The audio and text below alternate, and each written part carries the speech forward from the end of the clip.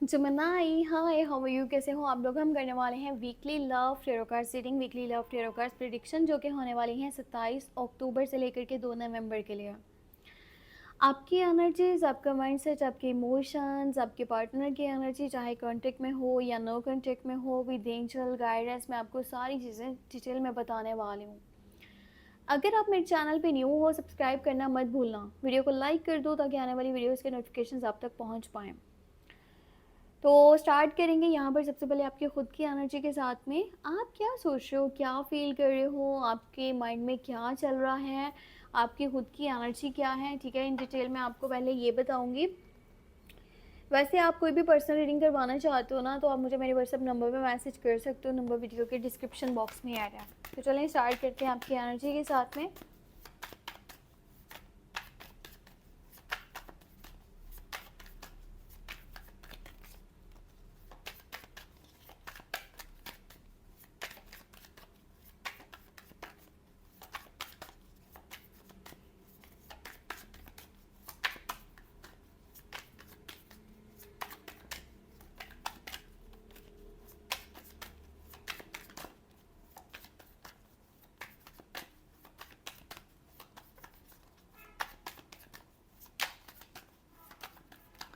Okay, your side 4 of cups, queen of cups और queen of swords.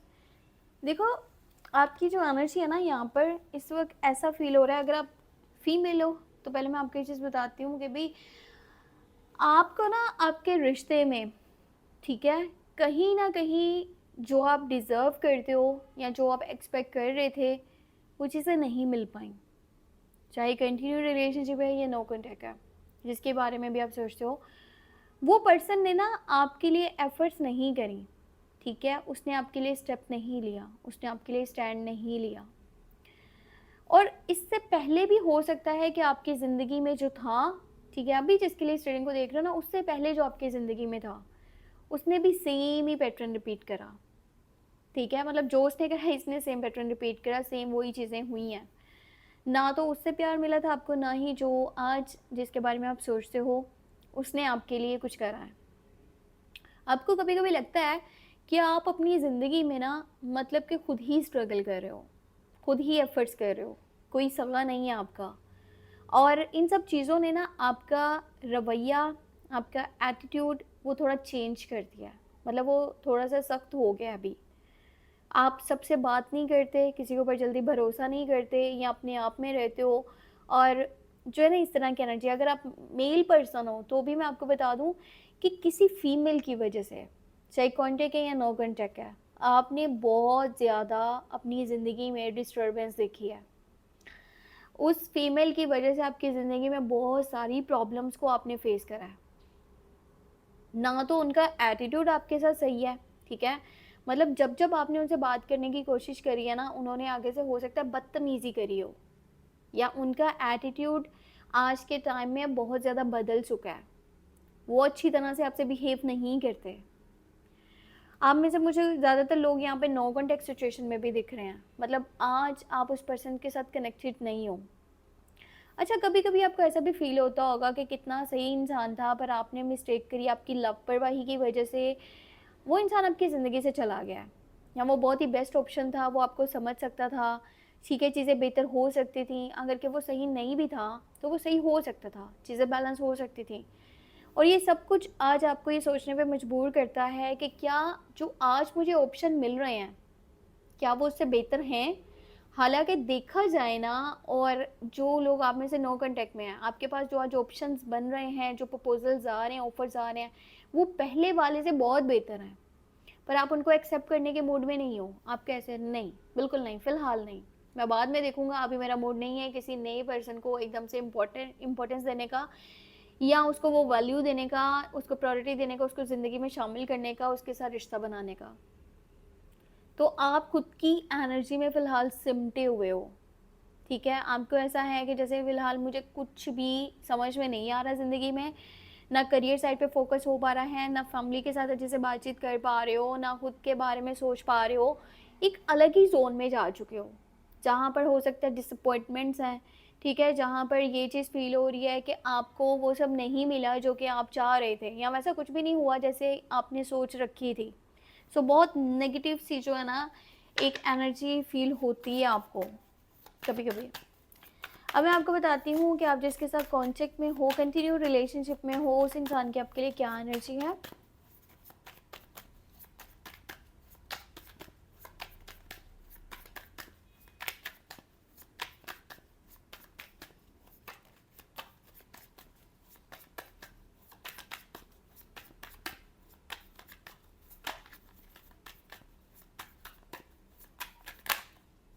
Okay, let's see. यहाँ पर bonds की energy है, three of source की energy है, फाइव ऑफ सोर्स है। देखो ये जो पर्सन है ना जिसके साथ आप कंटिन्यू रिलेशनशिप में हो, ये थोड़ा सा एटीट्यूडिक है, ठीक है। एटीट्यूडिक है, या हम कहें कि ये सेल्फिश है, ये वर्ड ज़्यादा बेहतर रहेगा, क्योंकि ये पर्सन ना किसी भी इंसान से पहले खुद का सोचता है, ठीक है। चाहे रिश्तों की बात कर लें ना, इसके फैमिली की, दोस्तों की, आपकी, ये पर्सन किसी से भी पहले अपना सोचेगा। ये अपना अच्छा पहले सोचेगा, चाहे उस चक्कर में किसी के साथ कुछ भी हो, इसको फिर वहाँ पर चीज़ें फ़र्क नहीं डालती। ये थोड़ा सेल्फिश नेचर का है, एटीट्यूडिक है, ईगोइस्टिक है, या इसके अंदर बहुत ज़्यादा सुपीरियरिटी कॉम्प्लेक्स हो सकता हो। और ये हमेशा ना बॉसी नेचर शो करवाने की कोशिश करता है, जैसे कि ये मतलब आपको कंट्रोल करना चाहता है, ये इस रिश्ते को अपनी मर्ज़ी से लेके चलना चाहता है, ये हर चीज़ अपने अकॉर्डिंगली लेके चलना चाह रहा है। और हाँ, इसको ना आपकी साइड से एक ये चीज़ भी फ़ील होती है जैसे आपने इसके अलावा भी किसी को अपनी ज़िंदगी में रखा हुआ है। इसके अलावा भी आपकी लाइफ में कोई तो है जिससे आप बातचीत करते हो, या फिर आप उसको इम्पोर्टेंस देते हो और इसको जस्ट आपने एक ऑप्शन की शक्ल में रखा है। और इस हफ्ते की एनर्जी ऐसी है कि इसको आपकी बातों की वजह से भी बहुत ज़्यादा हर्ट हो सकता है। अगर कंटिन्यू रिलेशनशिप है ना और आप चाहते हो कि रिश्ता अच्छे तरीके से आगे बढ़े, तो थोड़ा सा आपको बोलते टाइम ना गौर करना पड़ेगा। आपका छोटा सा कोई वर्ड भी इसको बहुत हर्ट कर सकता है, या इसको ऐसा लगेगा कि आप ना हमेशा दूसरे लोगों की वजह से आप इसको हर्ट कर देते हो, या फिर आप इसके अगेंस्ट चले जाते हो, क्योंकि ये थोड़ा कह लो कि ज़्यादा ही नाजुक किस्म का इंसान है, जिसको जब ये अपने बारे में ज़्यादा सोचता है तब कोई मसला नहीं है, पर अगर कोई और इंसान जो है ना अगर अपने बारे में सोच रहा है या कोई बात कह रहा है तो इसको बहुत जल्दी हर्ट कर जाती है, इसको बुरी लग जाती है। ये इंसान आपके साथ कम्युनिकेट बेहतर तरीके से करना चाह रहा है इस हफ्ते में, मतलब एनर्जी ऐसी है कि बातचीत ज़्यादा करना चाह रहा है ताकि चीज़ें डिस्टर्ब नहीं। इसको लगता है कि अगर बातचीत कम होती है ना तो वहाँ पर रिश्ता ना होने के बराबर है। इसीलिए इसकी कोशिश ये है कि बातचीत अच्छे से करें और चीज़ों को सॉल्व करें। पर फिर भी मैं आपको ये बोलूँ कि ये इंसान ना थोड़ा मतलबी भी है, ठीक है। चाहे पता नहीं आप मानो या ना मानो, और ये बार बार इमोशनल साइड भी अपनी शो करता है, पर इमोशनल साइड जो है ना शो करके फिर से बॉसी नेचर का बन जाना, फिर से कंट्रोलिंग बिहेवियर शो करवाना, वो चीज़ें इसकी फितरत में हैं, इसकी आदत में हैं। तो इस तरह की एनर्जी जो है ना इस हफ्ते की रहने वाली उस पर्सन की साइड से जिसके साथ कंटिन्यू रिलेशनशिप में हो।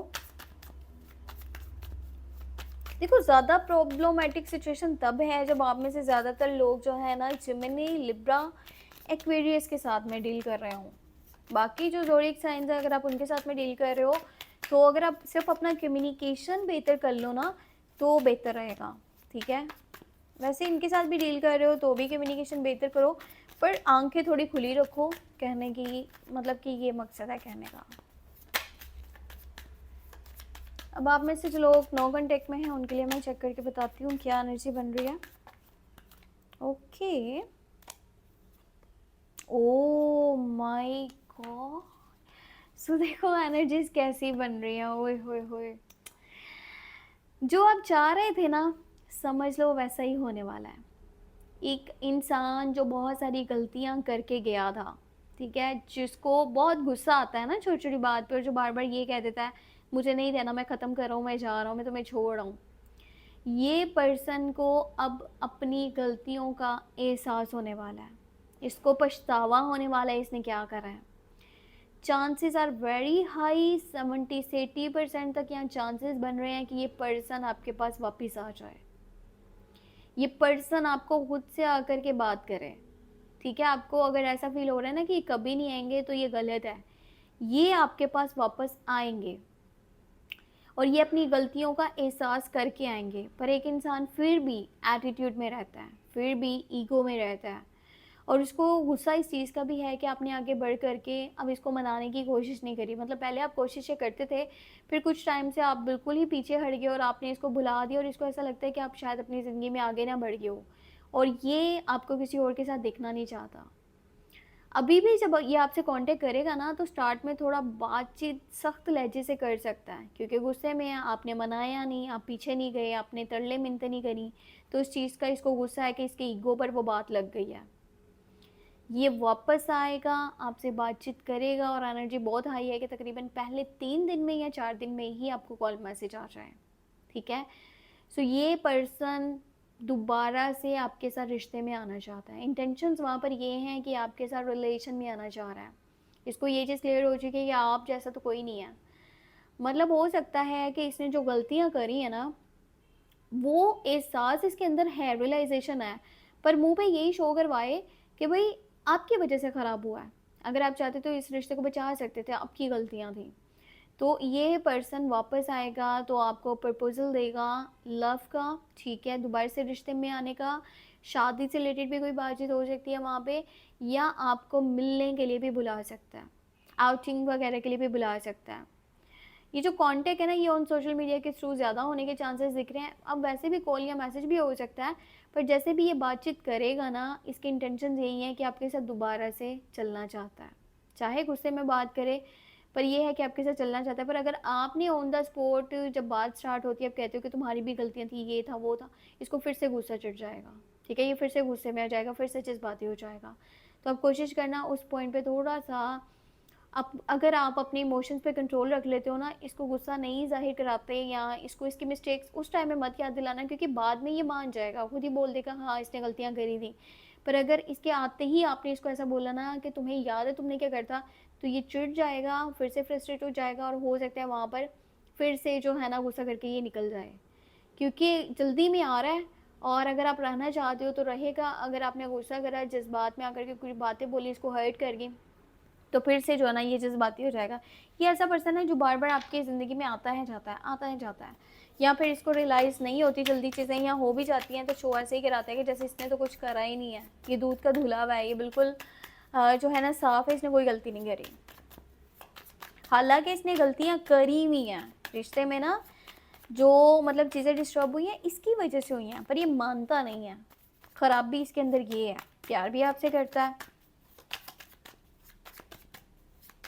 और अगर लुक्स की बात करें तो लुक्स में काफ़ी खूबसूरत है और आप इसके साथ काफ़ी अट्रैक्ट भी होते हो, इसको आप बहुत पसंद करते हो।